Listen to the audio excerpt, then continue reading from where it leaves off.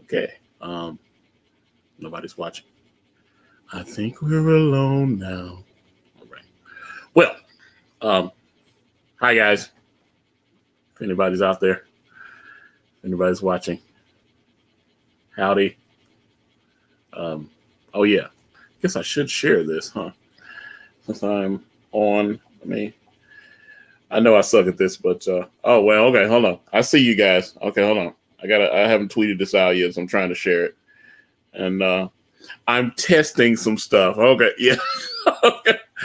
The great Aaron Alfetti, how are you? I'm very much looking forward to God King, sir. Let's see here. Tweeting this out. All right. So, all right. I hadn't streamed for a few days. Obviously, they shut Google Hangouts down. Doug to Naples hit me to this thing here because I've been trying to learn Streamlabs and OBS, and it was a disaster. Elliot was trying to teach me all this kind of stuff, and it just wasn't working out for me. So the good thing is Doug showed me this thing here, StreamYard. So I went on StreamYard and it works, and it looks like it will allow me to invite guests on, which is perfect because I have a big guest. This is, I don't know how long I actually sent the link to a couple of people if they want to hop on, but I don't know if everybody's available. But the big thing is this works out. So I have a guest coming on this Thursday at 4 p.m. Eastern Standard Time. Now, I'm not going to tell you who that guest is, but it's a big guest. It's a big guest. This guest was at San Diego Comic-Con, and this guest has 12 Eisner Awards and, just tons of accolades and everything. It's a huge get for my channel.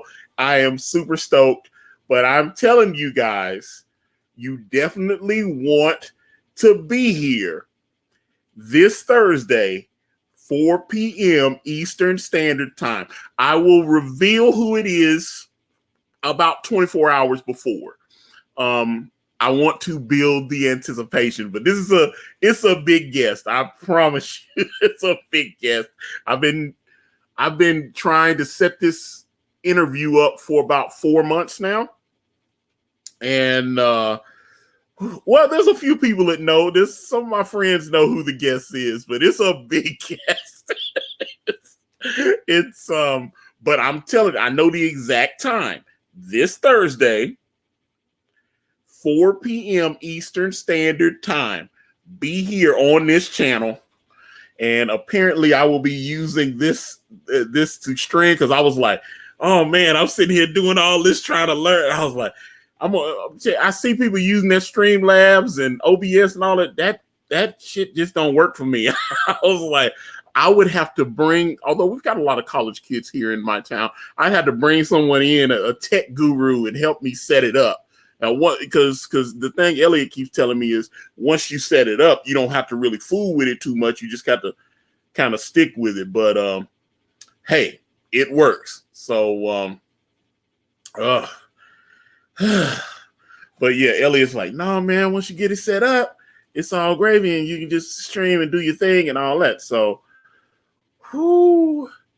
I've had Doug to Naples on my channel at least 2-3 times. I was like, I know Doug came in. It was like, no, but I've had Doug on a few times, so it's definitely not Doug to Naples. Although this person is a friend of Doug to Naples. Actually, they have a connection. I did not know they knew each other, but this person is. I would love Jim Lee. I can tell you, it's not Jim Lee. I would love to talk to Jim Lee, but this is a huge guest. Let me. Oh, and I was like, yeah, that's why I was like, well, I mean, if you think about it, I mean, you guys are used to Doug because you guys have seen him on Ethan's channel. You've watched his channel. He's been on tons of big channels. Doug is I mean, Doug is a big guest. I mean, if you think about it, Earthworm Jim's like 27 years old. Doug's worked, I mean, watch the stream where I interviewed Doug on my channel where he talked about working in the video game industry, working on different animation, all this stuff. He's got an Eisner Award. I mean, that's a big guest. I don't take Doug TeNapel coming on this channel as nothing, but it's not Doug. It's not. Oh man, I would love Frank Miller. Oh, you guys. Oh man. Although now here's the thing. I saw Frank Miller and it was him and Todd McFarlane. And here's the thing. Frank's like, if he ain't in his 80s, he looks like, I know he hadn't taken good care of himself because I've heard him. He's done interviews where he's talking about some of the poor health things that he's gone through. But he's like, I seen him and it's like, I saw him on a panel and his hand was shaking and all this kind of stuff. And I was like, oh boy. Now, hopefully, and I got to be honest, I don't enjoy the writing as much, but I would still it's Frank Miller. If I had the honor to talk to Frank Miller, I would ask him about all the cool stuff. It was Zaru says Frank Miller aged at twice the speed of a normal. Well, yeah. But by his own admission, he drank a lot. He had a small problem with alcohol. So that definitely did not work in his favor. So I'm just saying, you only got one body, take care of it. But it was sad to see him. Well, there's the panel that everybody's been showing where, what was it? I think 2017, maybe 2018. He was at New York Comic-Con. It was him and Tom King and I think Sean Gordon Murphy. And this is the one where he seemed like he got annoyed with Tom King because Tom King just didn't seem to understand what Batman was. Christopher Priest. I've invited Christopher Priest. He has so far not accepted my invitation. I have invited Christopher Priest to come on this channel and talk. But so far he has not accepted.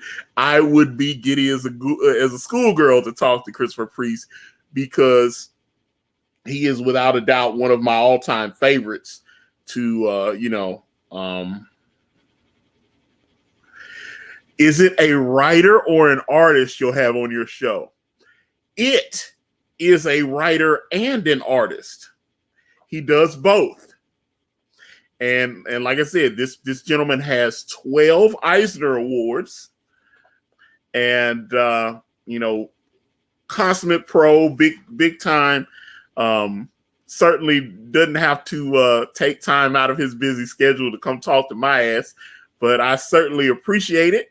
And no, Amanda, I didn't do it. This is not Streamlabs. I was talking to Amanda the other day about trying to figure out Streamlabs and stuff. I tried to figure that shit out. It just didn't work for me. This is StreamYard. And you can go to StreamYard.com if you are a YouTuber and sign up. It's free, but they have some paid options. This is Doug TeNapel hooked me up with this because I was like, oh man. I reached out to Doug. I was like, what the hell are you using? And he told me about this. And so I said, okay, let me try it. He's like, it's like boomer proof. And so I will say that so far, this appears to be boomer proof. So I would it works. It looks like I have the link where I can invite people, everything. Trust me, Elusive. John Malin was having a rough time with Streamlabs. I was like, oh, trust me. I was watching. John Malin seems like he's my twin brother from another dimension or something. So I'm just saying this StreamYard works. It works. And I would, so far, that's the thing, because Doug was like, this is like idiot proof. And I was like, are you sure it's idiot proof? I was like, because I'm an idiot. Let me see if I can figure this out. So, so far, this seems to work. and I'm looking at my screen. I don't know what you guys see on your screen, but I'm looking at my screen. Yeah, knock wood for real. But it seems to be working. I have different options on how I can frame the screen. I need a guinea pig or something though, and that's what I'm saying. This looks like it'll work, so I can have my guest on. And that's why I'm like, I looked at it on my phone. Everything was showing up okay. So I was like, oh, thank you. Okay, so let me see. Let me see you a minute. Okay, hold up. Amanda, wait a minute, hold up. Let me see. Amanda says she's gonna send me a message. Okay, so let me see if Amanda sent me a message. Let's see. All right. Yeah, it was that. I just actually I am using this. Doug Tenaple told me about this. This is called StreamYard. And matter of fact, Clint, are you available? I need a guinea pig. I need someone because I have a guest coming on Thursday, and I need to test this. I need to see if it will work. It looks like Clint, are you available? Because I will send you. No, I can see it on my phone, Amanda. I love you, Amanda. Amanda's like my mom, but she's like just a few months older than me. It's hilarious. I was like, oh damn, okay, because I was like, I need somebody I can send the test link to, and I need someone I can send the link to, and then I can stream. That way I can. I was like, hell, I just need somebody. Mike should rent it out. It ran out like 5 ago. Okay, hold up. Hold up. Because if I'm gonna put somebody on, all right, I'm gonna send you the link. Let me put my headphones on because now the reason I wasn't wearing my headphones is because, if I'm just here by myself, me. I hope this works. All right. I don't know if oh, okay. Yeah. Okay. Now I'm getting it. Okay. All right. So, all right, Amanda, I'm gonna send you this link, and because you're my buddy, and let me see. Hold on. Let's see. Hold on. Everybody's texting me. Okay, this is crazy. All right, okay, Amanda, I'm about to send you this link. You should be able to just do it. I just need to do some tests. And bam. All right, let's see here. Okay. And then I hop back on. Woo, Cashbox 85. All right. Well, like I said, all right, Amanda, you have the link, and it should allow you to just hop on in, and hopefully this will work because basically, I mean, it'll be the same as like a Hangout type situation where, because this looks like this is good enough where they have an upgrade feature, and I might pay for this because this is definitely looking like it is going to work for what I need, because the good thing is, since I have a business, Akari Press LLC, that I can write this off as a business expense. So using this would work just fine. And write this off as a business expense. So using this would work just fine. I got the echo thing going. Okay. Write this off as a business expense. Yeah, that's hilarious. I love that. Oh, wait a minute. Okay. There's my Amanda. Okay, hold on. Let me see. Let me see. Do I have to add Amanda? I think I have to add Amanda to the stream. Bam. There you are. Hey guys, how you doing? I am doing fantastic. How are you, dear? Oh, I'm pretty well. All right. Now, this is... I'm this way. All right. Now, not only is Amanda a mod on my channel and several others I've seen, but she is also the editor on brand. She has seen quite a bit of the book, and she has helped me to polish a turd. if you will.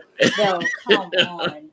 But this is perfect. Now it's got some options here where I can play with the layout of the screen. Okay. So let me try some different things here. So it's gonna look all wonky and everything. No, that's good. No, it's a good time. I'm just hanging out here. I've got okay, yeah, this is what I want to. Okay, see, here it is. Nice. This is the boom. So I don't know how everybody likes this. I don't know. I actually like this. This looks cool. I was like, hey, all right. Hey, so we got the full cover. Okay, so let me try this because I think it says you can have up to 6 people on the stream all at the same time. Okay, so this is big me, little you. Yep. And like if I had other guests, they would be on the side there. It looks like. I like that. I'm looking at it both in the stream on my tablet is where I'm broadcasting from. And then I'm looking on YouTube at the same time. I like that it's a bigger icon than the Google Hangouts was. We could barely see who was on the bottom. Okay, so let me. Yeah, that's a good point. Let me see. But like I said, you can only have up to 6 guests. But I never. Okay, so like I said, I'm liking this. I'm looking at it. I'm periodically looking on my phone as well. So let me check. I'm gonna switch it over one more time. Let me try another one. Let me see. I guess this is supposed to make you the big person. I don't know. Well, I don't know. I am the big person. Let's see. Let me see. Hold on. Let me try. Okay. This is. See, I wish I sent Elliot and Critias the link, but I think they're like wrangling kids and stuff. So I was like, okay. I was like, hey, I'm wrangling my children. So let's see. But this is good. This will work very well. Now I will say Amanda knows who the guest is.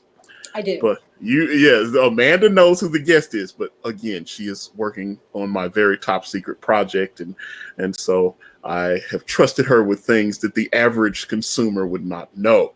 My word is my bond. But she knows who the guest is.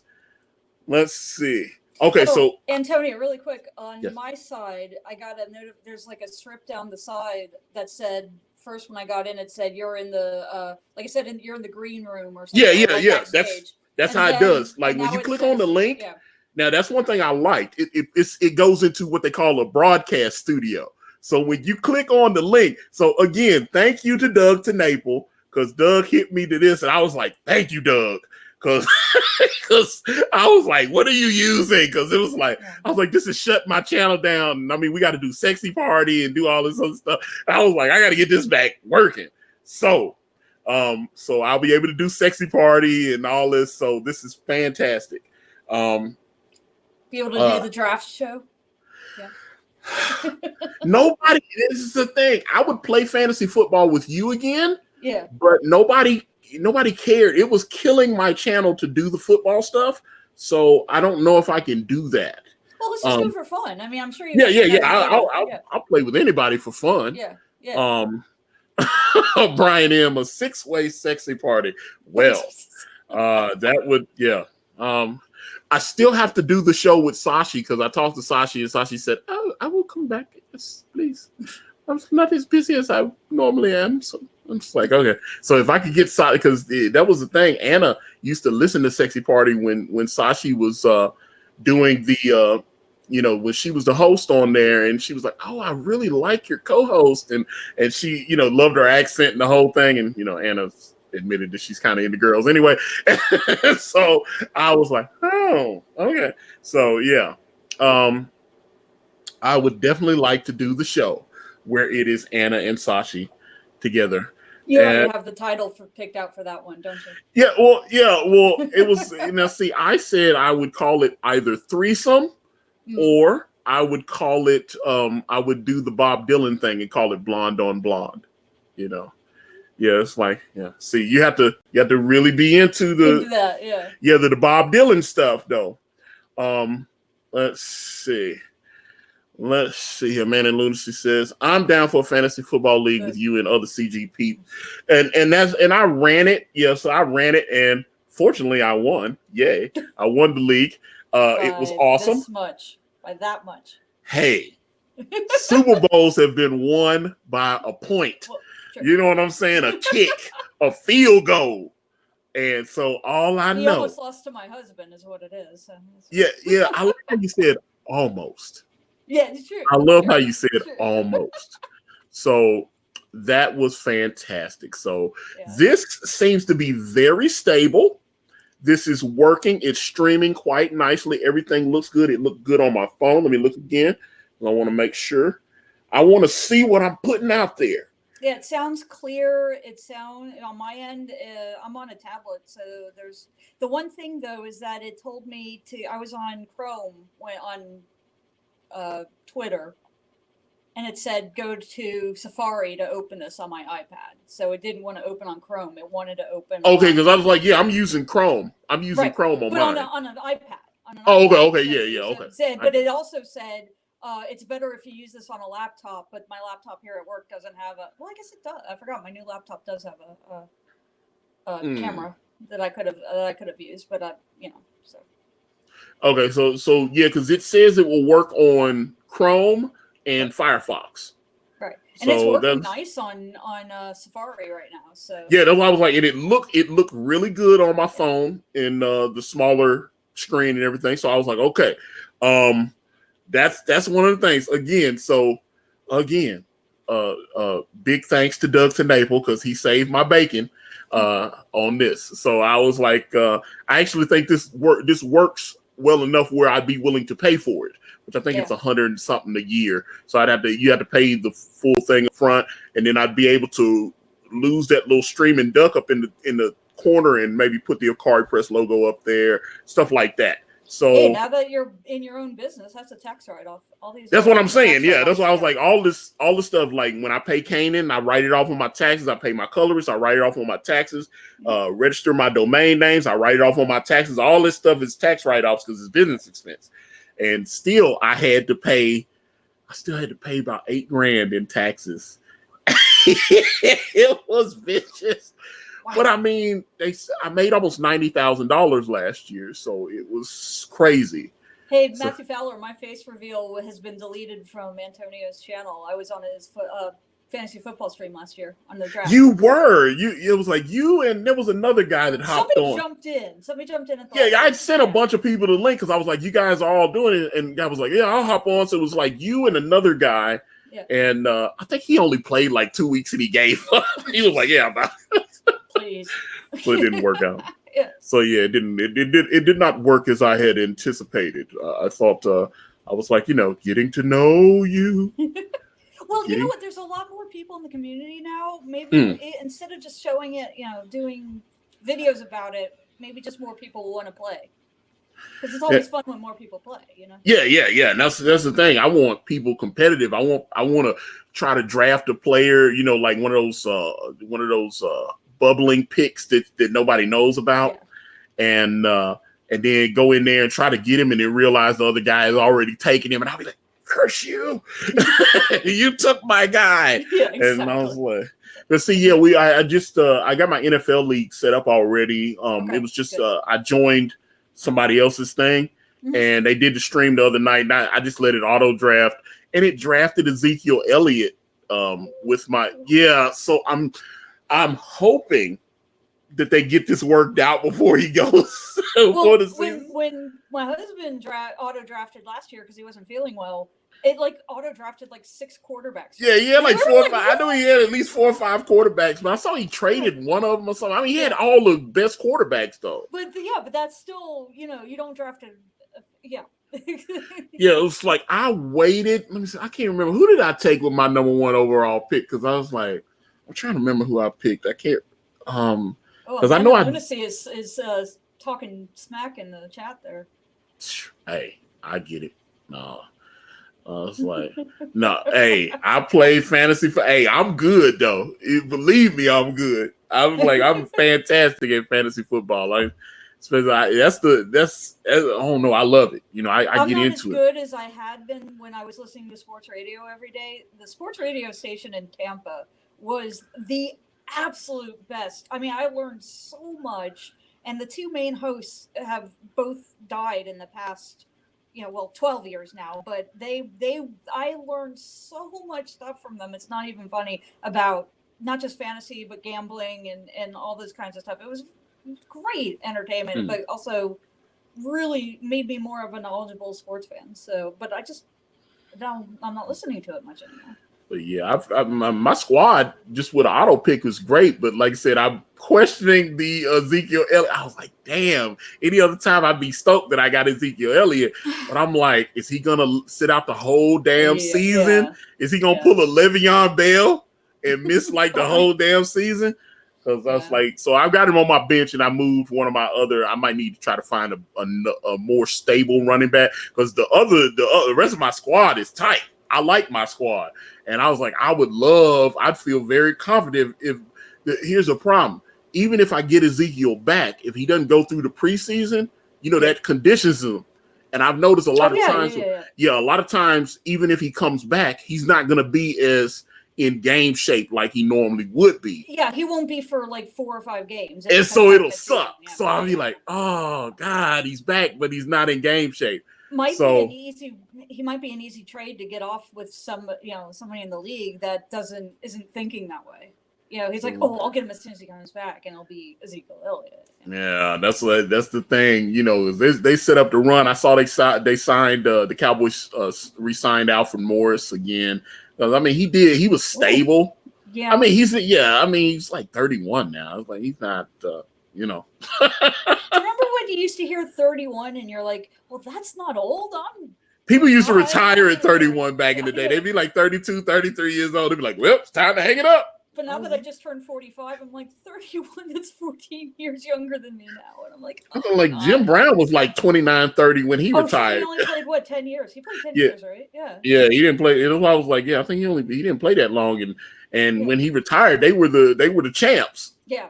It was like, I remember I was talking to somebody and it was like, well, Jim Brown doesn't have a Super Bowl. And I was like, there weren't Super Bowls yet when Jim Brown played. They just had the NFL championship and Jim Brown, the Cleveland Browns won the NFL championship. And Jim Brown was like, Chuck Deuces on y'all. And he did. And started doing like, what was it? Like social activism and acting is what he did. Yeah. And I was like, messing around with Raquel Welch and all these others. Oh man. Yeah. You do that too. Yeah, well, Raquel was a bad chick, though. Yeah, that was a bad chick. And Stu, you were right about talking sports. You've lost 8 viewers. Yeah, I know. They don't. That's what I'm saying. That's what I'm saying. I actually had talked to Doug, and I was like, I need to set up a separate. But there's what was it? Comic Book Bob. I know I've talked to him.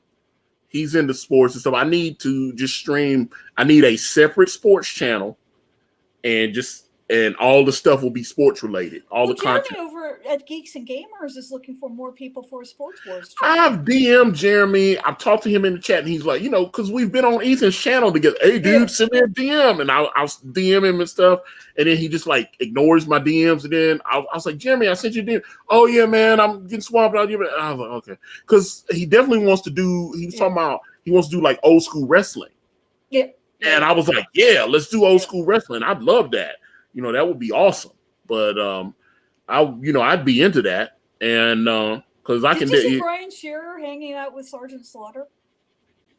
I did not. Is that on his channel? Because I need to keep that. On he was at a Joe convention over the weekend, and it was on. He posted a picture from the panel with Larry Hama on one side and Sergeant Slaughter on the other side of him. That's interesting because obviously Larry Hama. He's still writing G.I. Joe. Yeah. And he actually almost remembered Brian this time. So interesting. So yeah, that's nice. I was like, I'd love to talk to Larry Hama too, but I don't know if he would sit down and have the conversation. But I'm a big fan of Larry Hama. The G.I. Joe from Larry Hama. Some people talk about his Wolverine stuff. And I thought his Wolverine it wasn't horrible. It didn't. I felt like his Wolverine because he's kind of admitted certain things. And back in the day when Wizard was still a thing, he admitted that he didn't like some of the stuff that Chris Claremont had set up. So he went about trying to fix things about Wolverine that Chris Claremont had set up that he didn't like. Jeez. And so the thing is, like, Chris Claremont was setting it up that Sabretooth was Wolverine's father. Right. And so he had set that up. He had also set up that Apocalypse had something to do with the Weapon X thing, because Chris Claremont said that in some interviews where Barry Windsor Smith was doing the Weapon X thing in Marvel Comics Presents. Mm-hmm. And he called Barry Windsor Smith and had talked to whoever the editor was and stuff, and was like, well, I've got plans for a reveal later on. And they were doing the Weapon X thing, and he had Barry Windsor Smith draw this panel where whoever the guy was, which I think, what's the guy? He showed up in one of the X-Men movies. And he was one of the guys that was in charge of putting the adamantium in. I can't remember the guy's name, but he was. Yeah, I know what you're talking about. Yeah, he's like the clandestine guy and everything. Jackass. He's been played by like 3 different people, I think, in the Wolverine movies. But because the one guy, he's on that HBO show now about all the rich people that try to screw over. He's like the rich patriarch businessman, and his kids are like screw ups and trying to. Brian something, I can't remember his name, but it's he made it where he got a phone call. William Stryker. Yes, Matthew Fowler. All right, but yeah, William Stryker. William Stryker got a phone call, and they don't show who's on the other end of the phone. Now, Chris Claremont said that they added that in for him because he was trying to say that, hey, that was Apocalypse. Brian Cox. That is Brian Cox. Thank you.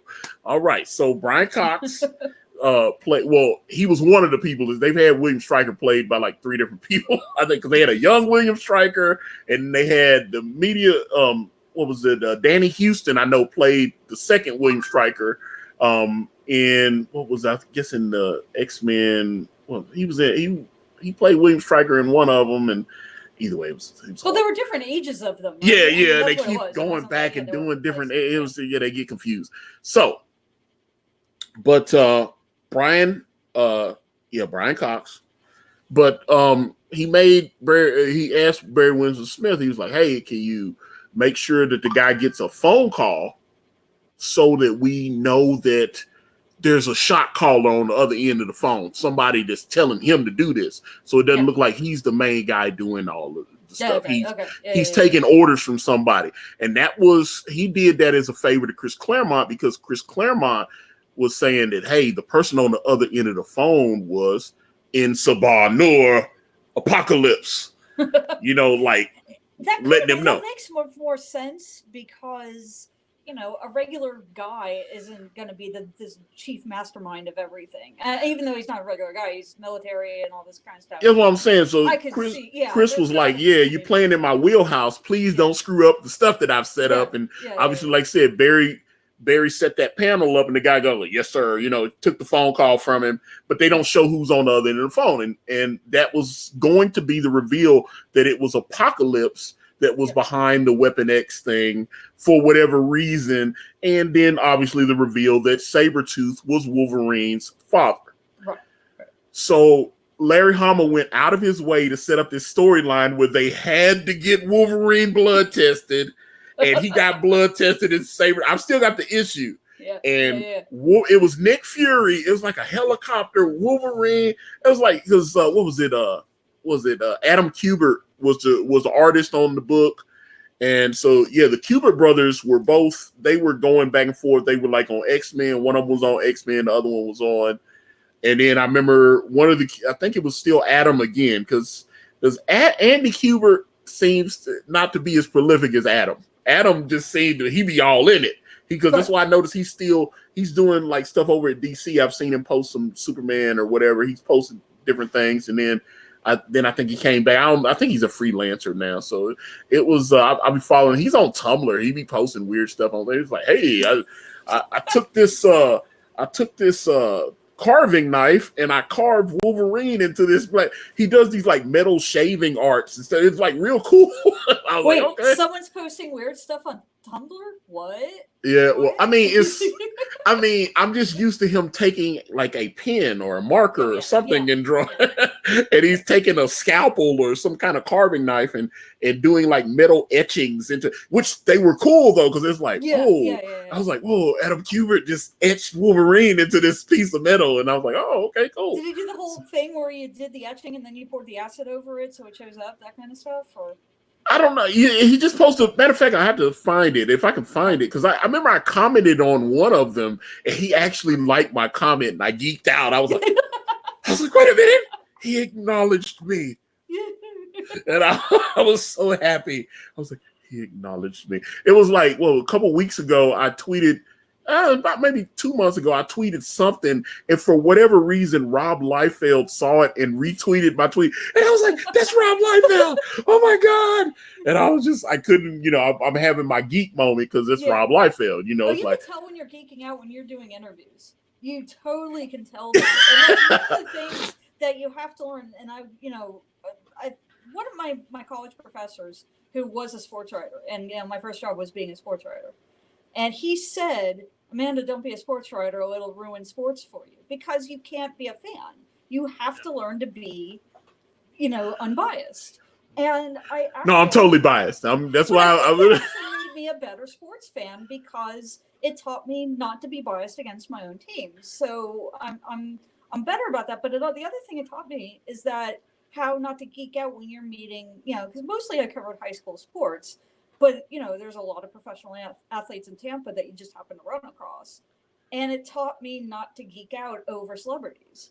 That if I wanted to go, work on somebody's book that's famous or interview somebody that's famous, I completely learned how to turn that off, the fan, and I'm here for business.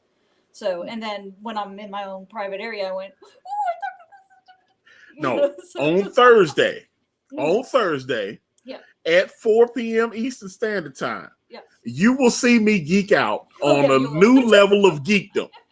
I don't want to be just like, yes, so when you created this, why did this happen? And so I will be like, oh my God, you created it. This is awesome. And I was, it's like, because this person, one of the reasons he agreed to come on is he saw my interview with Ann Nesenti. Nice. And he was like, oh no, this is okay. Hold up, I can't talk to her right now. And I'm like, I can't. Okay, it's a young lady, but I can't talk to her right now. Okay. She's a nice young lady, but I'm busy. Good. And so I was like, but I will contact her later. And but anyway. But yeah, I want to ask this person, you know what I'm saying? I'm a fan. That's why I invite. It's like I'm a fan of Christopher Priest. So if I ask Christopher Priest, I'm gonna be like, yes, Mr. Priest. So no, but there's nothing wrong with that. There's nothing wrong with being excited and show you're into it, but you get nervous. And when you get nervous, you start asking a question that goes on for 2 minutes. And that's one of the things you've got to get under control. No, I'm gonna keep asking. No, I'm gonna keep asking. I'm gonna ask the question. I can't do it. That's the thing I had to learn. Yeah. Because I get all these DMs and emails and stuff, and people say, Antonio, this is what I think. I think you should do this. And the reality of the situation is, I have to be me. You be you. Yeah. I can't be anybody else. No. It's the same. It goes to because it actually goes back to the video I did the other day about the Critical Blast review of Brand. I haven't seen that yet. I haven't had a chance to see it, but I saw the video. So I was just kind of assuming you went, hey, that's a 2-page spread, right? Yeah, well, and people were like, why did you respond? And I'm like, he's not the only person. He's not the only person that said that they didn't like the preview. Yeah, and it's okay. No, I'm not a snowflake. I'm okay with you not liking because I noticed that because I added him in the tweet because I didn't want to make it. I didn't want to be talking shit behind his back and not add him. So I added him in the tweet. I added Critical Blast in the tweet. He retweeted it. Yeah, exactly. I made sure that I let Mr. Carter know that I'm responding directly to you. Now, why did I respond to this particular review? I didn't get my fifis hurt. That's not why I responded. I responded because I didn't understand why he inserted racial stuff into the review. Right. I was like, that's weird. Yeah. I was like, you're just reviewing the comic. The character, one of the main characters does happen to be a black man. Yeah. But it just seemed weird, some of the stuff he put in there. He was like, he's a well-to-do black beekeeper. He's a fat black man. It turns into a big muscular black man. He has a white assistant that calls him master. And I was just like, that seems odd to me.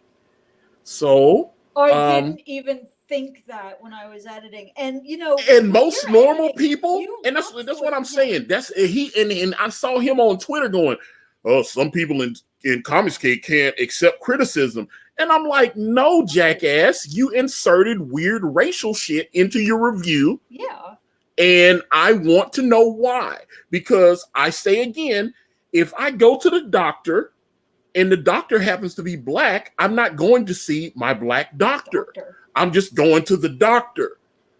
When I was trained as an editor by probably one of the greatest newspaper editors, and she was my best friend, but she was looked upon so greatly in the Tampa Bay area. But one of the things that she always said kind of was like, editors have to have a dirty mind. You have to kind of look for innuendo and things that normal people would pass over, but somebody out there might go, ugh. I didn't even think that about the white guy calling him master. I was just going, oh, it's this fantasy world where, there's a leader and hey, master, how are you? It didn't even cross my mind to think of a white-black relationship with slaves. Yeah, I thought that was weird in a comic book review to put that in there. That's so that's not me being oh my God, he didn't like my he didn't. Yeah, he was like, oh my God, he didn't like my preview. Oh, my feelings, I gotta go curl up in a ball. Because there's other people that have told me they didn't like it, and you didn't see me do a video or go after. But you have the right to kind of explain.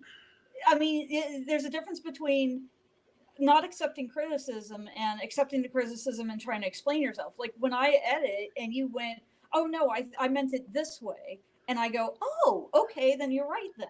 That's how you do those things. It's a back and forth. You don't just go, I assume this, so it's this. And you ask questions and you go, did you really mean it to be like this?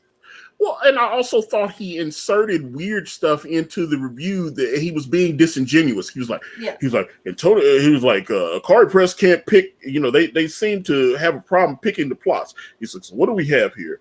He's like, we've got a superpowered main character, but we don't know what his power levels are and all this kind of stuff. Okay. So we've got a runaway redhead. We don't know much about her. Right.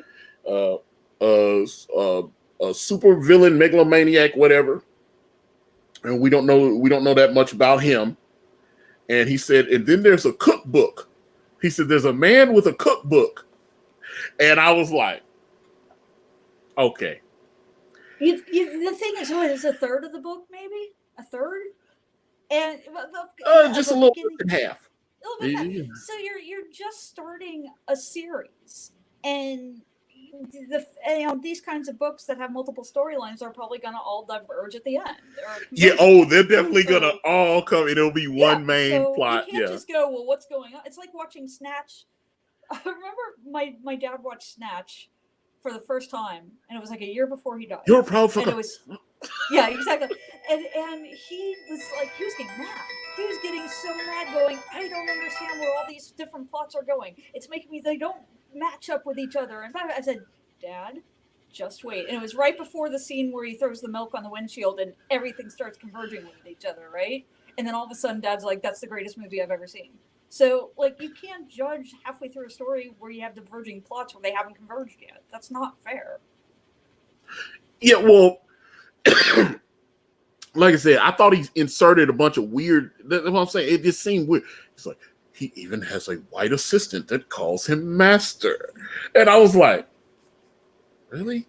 He also has JW. Yeah. I was like, but I mean, I'm looking. What was so funny? He's following me, right? He was following me on Twitter, and I was looking on his timeline and everything, and he's he appears to be a conservative like myself. So he's got all the conservative stuff on his timeline. So I'm sitting there going, okay, I thought we were past this racial stuff, and it just seemed weird to me because guess what? He also has a black assistant. He has a black assistant too. Oh my God. Yeah, so I just thought that was strange. I thought that was strange to me. So he took that as, Comicsgate people can't take criticism. I was like, no, I responded because your dumb ass put all that racial shit into the review. And I still haven't had anybody be able to tell me what the fuck a black beekeeper is. I don't know what a black beekeeper is. I've never heard of that. They're just beekeepers. He's like, oh, well-to-do black beekeeper. And I'm like, oh my God. I've never heard of it. And like I said, so I'm watching Denzel Washington in Training Day. Yeah. And he's playing playing a police detective. He's not playing a black police detective. He's already black. Wait a minute. That was the whole plot to In the Heat of the Night, wasn't it? Yeah. He's playing a black guy. It was like, I'm like Martin Lawrence in Bad Boys. Don't be alarmed. We're Negroes. And I was like, the whole thing was strange to me. I was like, okay. Hey, buddy, I got to get going. I got to get to my second job. So okay. Cool. But this is so. Why don't you go ahead and see if you can excuse me or like kick me off or whatever? Just try that in your program. See how that works. Or do you want me to just leave? Let me see. Hold on. Leave button. Oh, I can hit it. I can. Okay. It says I've highlighted you, and it says remove from the stream. No. Okay. Here we go. Boom. Oh, it's just me again. I think we're alone now. All right, but yeah, Cashbox85 says identity politics making fools of people. But that's what I'm saying. So let me be very clear, because I had people going, Antonio, why did you respond to the review? And I was like, that had nothing to do. It's okay, because I've had backers that told me, well, they didn't like this or they didn't like that. It's okay if you didn't like the preview. I'm cool with that. But if you're doing the review and you add all that racial shit in there, I'm probably going to ask a question or two. I just thought that seemed a little weird. But that's just me. I don't know. So, but thank you very much to Amanda, because she let me test this thing out. And now that I know it is working perfectly, that is fantastic. Hey, I'm still here. All right. So let me see here. Let's see. Mark Trafford said it's called world building. Half the fun is watching everything come together. I don't expect to understand everything at the beginning of any story. But yeah, and I thought that would be weird. Okay, if I go David Craven, the power of 1,000 suns, if I put all that weird stuff in there, because here's the thing. Dawn is still a human right now. So I started the story 5 years in the past. So she hadn't even met David yet. And she's still human and all this kind of stuff. So, I've got to get those two together. So let me see. Let's say point of order. I was still backstage when you, yeah. I saw that. I could see you in the, okay, hold on. Let me, so I don't look like I'm crazy. Let me actually read what Amanda said. Point of order. I was still, quote, backstage when you dismissed me. So it's not a hard kick. That's great, because I remember seeing people getting accidentally kicked from streams and couldn't get back in. Yes. Okay. Yeah. Like I said, I like this. This StreamYard, it seems to be my solution. I don't know because that's the thing. Elliot was showing me all this stuff on, OBS, and he said, then you could fade in and then you could fade out, do all this. I was like, what the hell? He called me on a Hangout and we went private. He was just sharing his screen with me. He's like, all right, so now you do this and then you could fade in and then you could do that and then you can do that. And I was like, that's a lot of work, man. I don't want to be doing that shit. I just want to do some shit like this. I just want to send the link to some people and I want them to show up and we go live and talk a bunch of bullshit. That's what I want to happen. So I really, really want, that's all I want. And I like this. So let's see. Let me see. Ted Segaro. I think people are worried that there are too many characters and plot lines in the first issue. Well, Ted, I don't know what to say about that because this is a story I'm telling.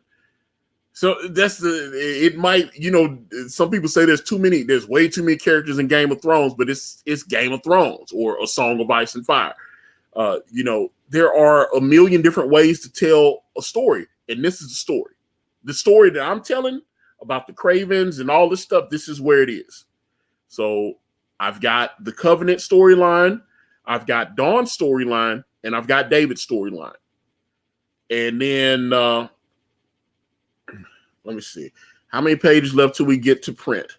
We've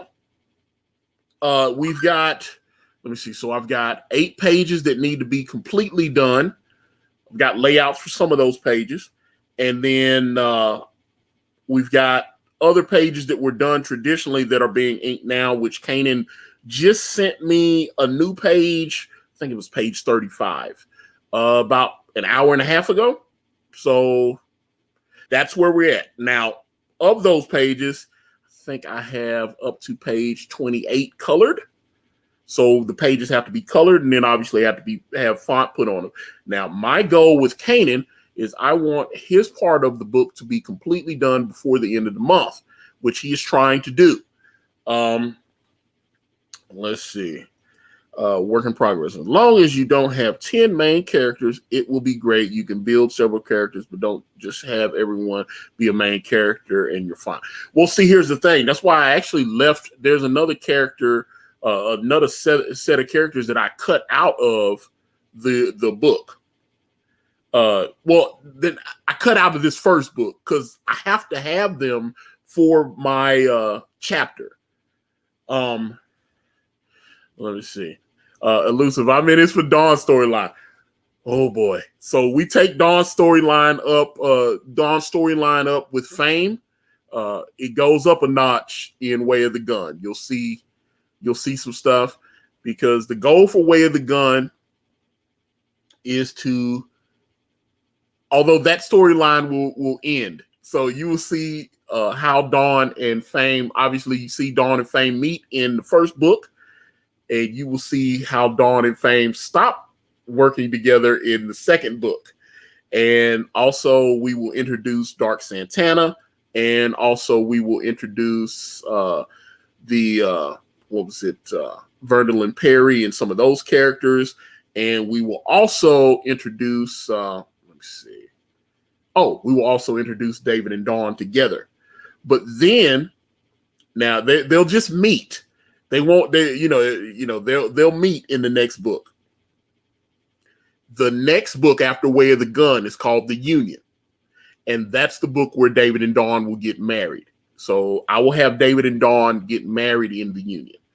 So yeah, Way of the Gun will introduce David and Dawn together, and they'll meet, and then I'll have them actually get married in The Union, which will be book 3 of Brand. So I think at this pace, we'll do a book a year. Kanan's not that guy that's going to be like, hey, I'm cranking out pages every 5 seconds. That's not Kanan. But everything I've shown from Kanan, you see that high detail, that rendering style. And that does take time.